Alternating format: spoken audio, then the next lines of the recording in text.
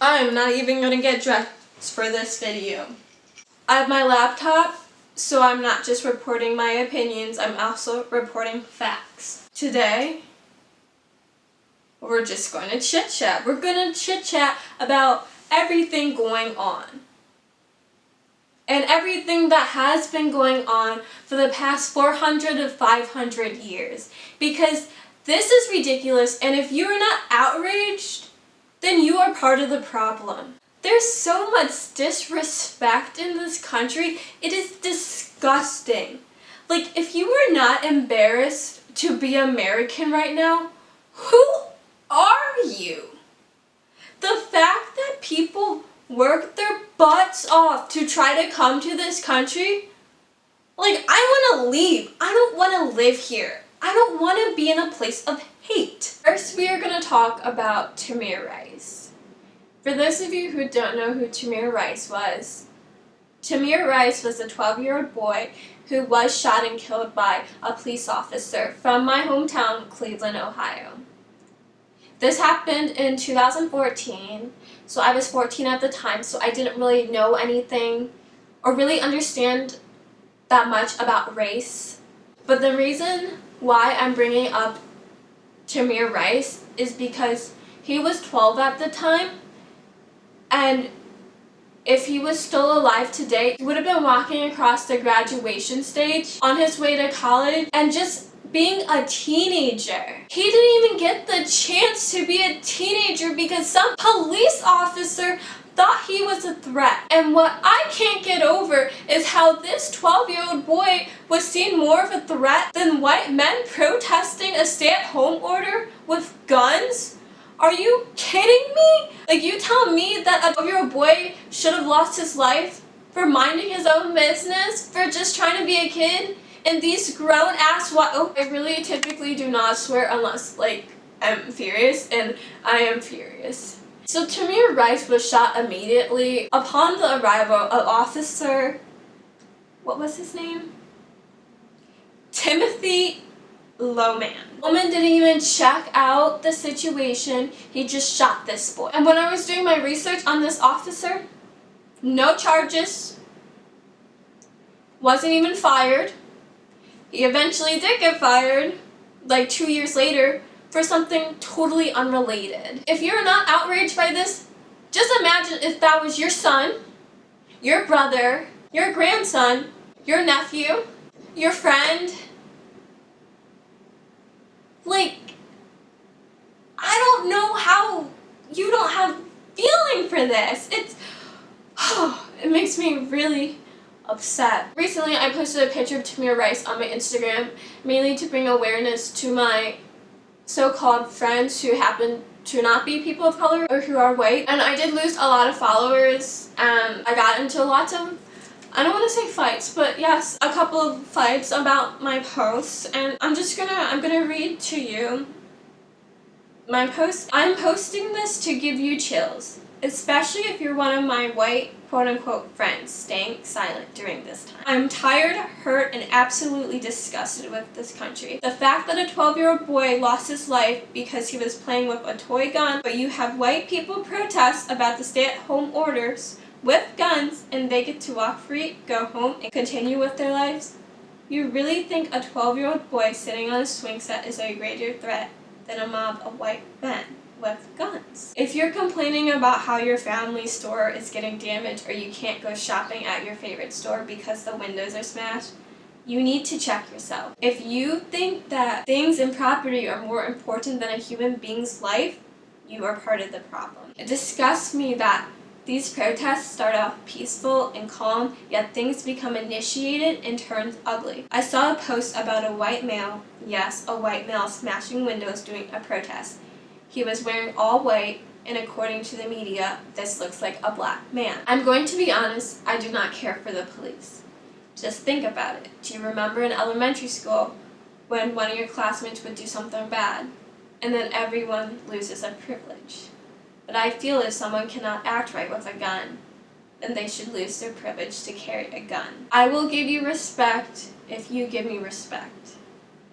But why should I give the police respect when they think my skin color is a threat. When these black men are killed by the police, they aren't doing anything wrong.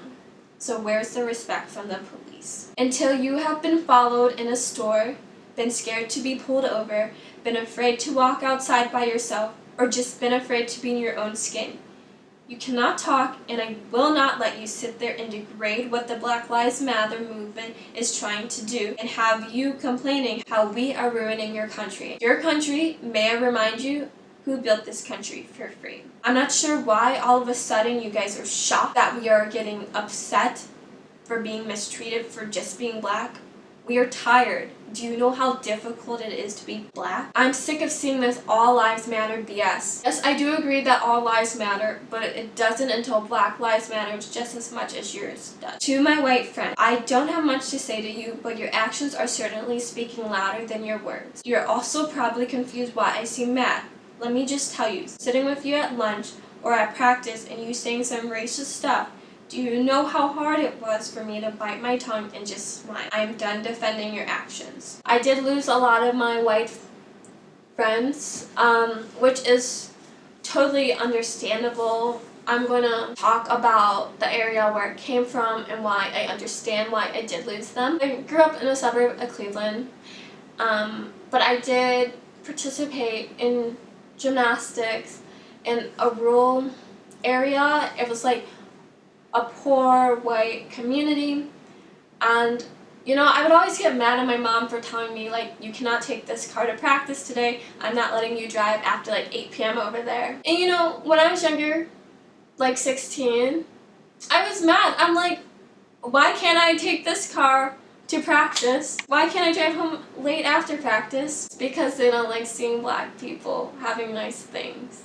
If they do, they think it's stolen. My mom used to joke and call it Trump territory, which is essentially what it is. I was never really welcomed there. I was the only black gymnast over there for 4 years. And it was definitely uncomfortable.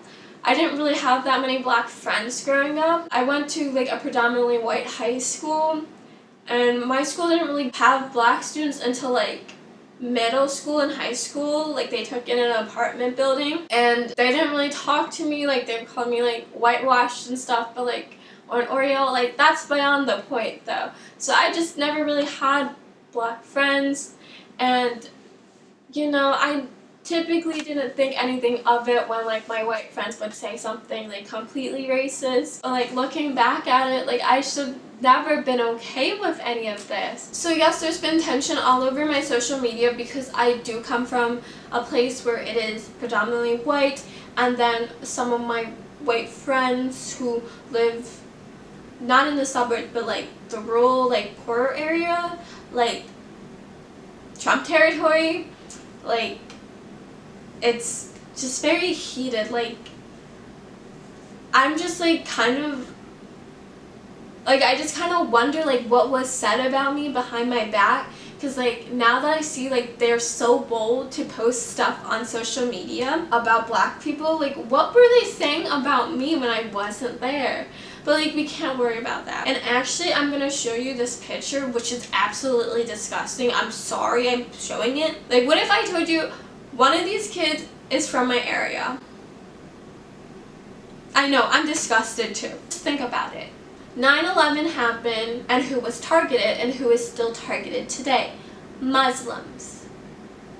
Not all Muslims are terrorists, and I'm pretty sure we have more domestic terrorists than international terrorists, but you have the media that portrays black men to be dangerous, like black women to be like mad or aggressive. So first I'm gonna say, if you're white or you're like not a person of color, like, if like your parents, your roommate, like your friend, or like any other relative like says something racist, make sure you correct them. If you don't know who Caitlin Bennett is, honestly, I don't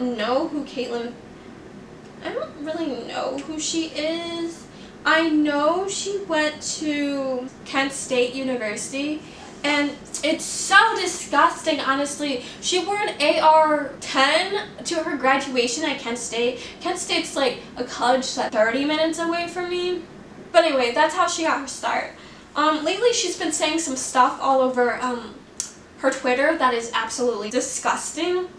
Anyway, I saw this post. Caitlin Bennett claims white privilege isn't real, but she wore an AR-10 on her back at graduation, and she walked away unharmed.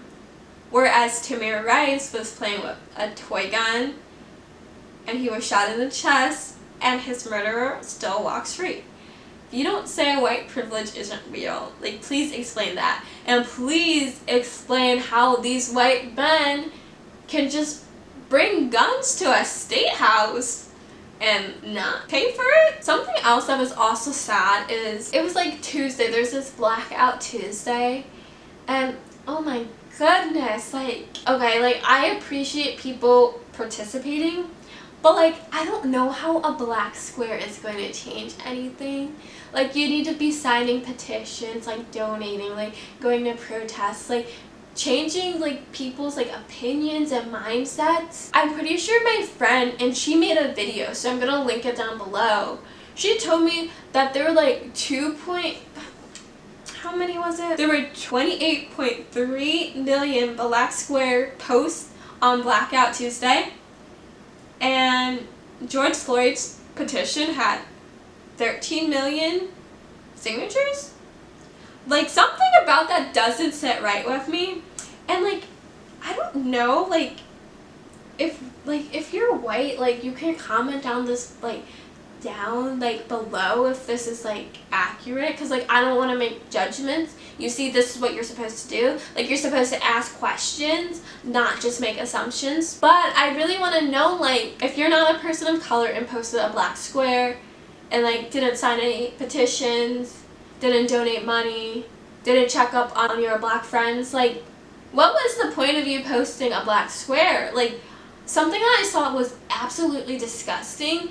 This girl's got 500 likes on a black square. It was this little white girl from my town. I was like, so confused. Like, the fact that she has like that many followers, so like she could influence people. But I'm sorry, this girl didn't post anything in her story. There was nothing in her bio. Like, she posted a black square and said like Black Lives Matter. Like, you could have been like, link in bio to donate, sign the petition. Like, that could have been 500 more people. Like, I'm sorry, like, what was the point of the black square? Like, I posted the black square because I was so sick and tired of seeing some of my old friends, like, posting their pictures at the beach, or, like, their graduation pictures. Wow, that's cute and all, but you know who should be graduating right now? Tamir Rice. You know who should be at the beach right now? Trayvon Martin. So I was sick and tired of seeing their stuff. So like, I was so happy to see like the black screens on people's Instagrams. And I do appreciate, like, don't get me wrong, like, I do have some great friends who are not of color. And I'm gonna just read you like their text. And I don't mean to expose them or anything. I'm not going to say their name. But I do have some good friends. Like, one of my friends, like, sent me this song. She's the sweetest. I love her. You know who you are if you're watching this. She goes, also, I just read your latest Instagram post and wanted to tell you how much I love you. You're so well-spoken and inspiring. You've always been one to stand up for yourself and what you believe in, and you are such a natural leader and influencer. I also need you to know that what I'm going to get emotional reading this. It's just because, like, I'm getting emotional reading this. The fact that I'm emotional about this, it just says something that, like, I had white friends who just truly did not care about me and who would make fun of me because I was black and would use my blackness to discriminate and make fun of me. I'm getting emotional saying, like, reading this because like this girl, although like she knows that she won't understand what it means to be black, she like feels my pain, and that's empathy. That's something that a lot of people are lacking now. Also, I just read your latest Instagram post and I just wanted to tell you how much I love you. You're so well-spoken and inspiring. You've always been one to stand up for yourself and what you believe in, and you're such a natural leader and influencer. I also need you to know, while I don't know what it's like, and I will stand by and use my privilege, my voice, and my money, to support you and all people of color. If you need someone to rant while I don't understand, I will listen and be angry right along with you. This is such a crazy and emotional time, and I want you to know that I'm always someone you can talk to. All day, every day. I love you more than words. If there's anything I can do to support you right now, please let me know. When I tell you I lost so many friends because of my post, they didn't want to see it, they didn't want to argue. Like, don't start an argument. Like, we can have a conversation. We don't have to argue. Oh my god, Caitlin Bennett. I feel like me and Caitlin Bennett, if we were ever to meet, we would have beef. She just tweeted, if you can benefit from affirmative action, have every major institution support you, receive discounts and special treatment because of your skin color. What discounts do I receive because I'm black? Get a free pass to burn down cities and loot, and get bailed out of jail by celebrities. You're not oppressed, you're privileged. Can we just take a moment to think about what Caitlin just tweeted? Like, is she dumb? Like, I'm so sorry. The fact that she could carry a gun, not even just a little pistol, this was an AR-10 that she was wearing around a college campus on the graduation day. She can walk away unharmed. Man, if I tried to do that, at Tulane, I would be dead. She said, get bailed out of jail by celebrities. Do you know how many innocent people are in jail? And if you're implying like Kim Kardashian, like that person was innocent. Like they should have not been in jail. And affirmative action, like do you even know what affirmative action is? So according to Google, affirmative action is a practice of or policy of favoring individuals belonging to groups known to have been discriminated against previously. I wonder if she didn't want to go to Kent State, if she was one of those people who wanted to go to a more selective institution and she thinks she did not get in because of affirmative action. I'm very disappointed in celebrities, influencers, and those who have platforms. Like, what are you doing posting a black square? You have money that you can donate to these organizations that need help. Now, Kai Foster mentioned something like, there's these white YouTubers with millions of followers. Like, they have those audiences. Like, Kai Foster even said, like, she doesn't attract all those audiences. Like, she attracts, like, people of color, and people of color aren't the ones who need to be hearing They are the ones that need to be hearing this, basically. Please check out the resources that I'm leaving down below. Donate. Just educate yourself. And if you think your black friends are okay because they come from privileged life, trust me, they're not okay. I'll be back. I gotta take a break. I'm sweating.